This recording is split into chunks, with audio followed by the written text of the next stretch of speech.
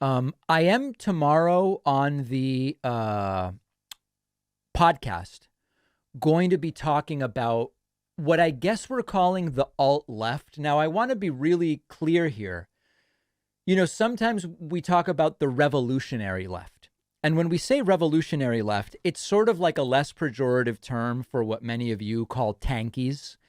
And tomorrow, I'm going to be addressing the alt left. And I think we need to really draw a distinction. The alt left and the revolutionary left are two different things. For example, I would consider people like Glenn Greenwald, Tulsi Gabbard, Matt Taibbi, etc.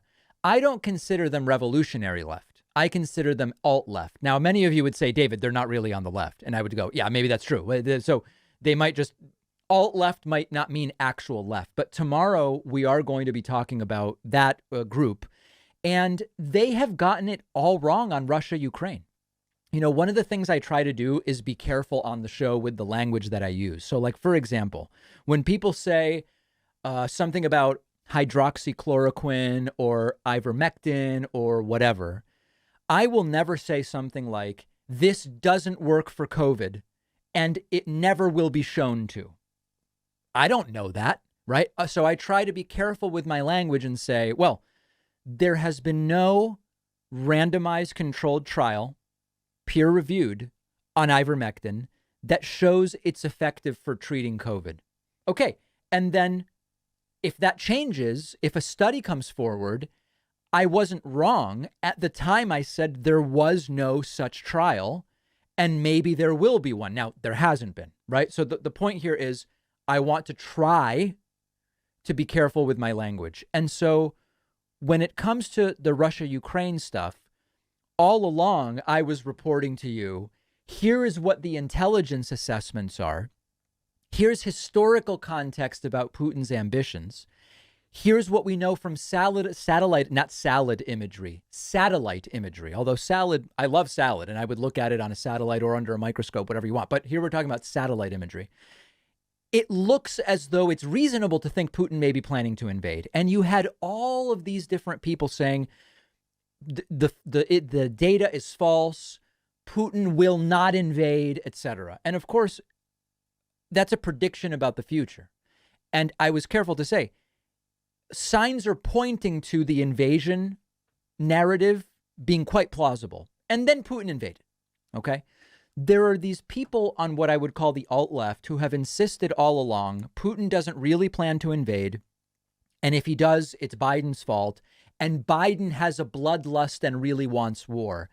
And they've been wrong about every single one of these things. So let's look at a couple of these examples. Here's a tweet from Matt Taibbi, who said, I have a long record of being critical of Putin. This troll fantasy that I'm pro-Putin comes from reporting correctly that Russiagate was fake. Not even going to deal with that right now. And opposing U.S. intervention in Ukraine. That doesn't make me pro-Putin any more than opposing the Iraq war made me a Saddam lover. Now, of course, this is a false dichotomy.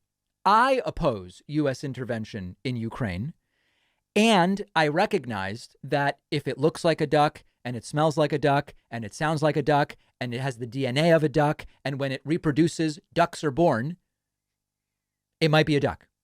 And so this is one distortion that's come up, that people on the alt left, they weren't ignoring the evidence. They're just against U.S. intervention. Yeah, well, you could be both. You could be both. Here's another example. Here's Tulsi, who said, Biden-Harris tell us we must bear the cost to defend freedom in Ukraine. But while you and your family struggle with higher prices, the power elite, capitalized, almost like a Trumpian tweet, won't suffer at all. And if the conflict goes nuclear, they'll be safe in cushy, massive bunkers while you and your loved ones fry. Again, alluding to this war lust, supposedly from Joe Biden, who told us very clearly, we're not putting troops on the ground. We're not doing that. Now, are we fighting a proxy war by funding Ukraine? Yes, of course.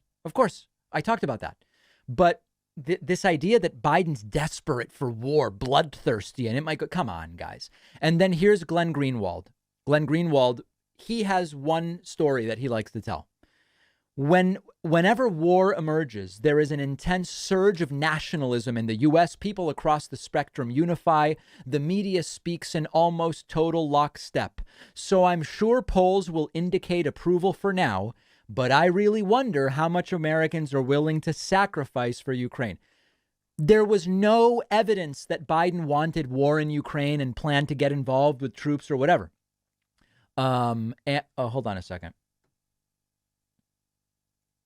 Do have to ban someone here. I'm sorry, guys. Okay. So anyway, they've all been playing up the bloodthirsty Biden narrative all along. And like, it's just not being borne out. Biden's not even really putting in very serious sanctions yet. And that's okay, I think. He needs to keep something in case Putin does go towards Kharkiv or Kyiv. But, you know, come on, this bloodthirsty Biden meme is really just pathetic. So we're going to deal with that. That'll be my critique of the alt left tomorrow on the podcast. And I hope all of you check it out because I think it's going to be quite interesting. I don't know what this is. We're going to close that up.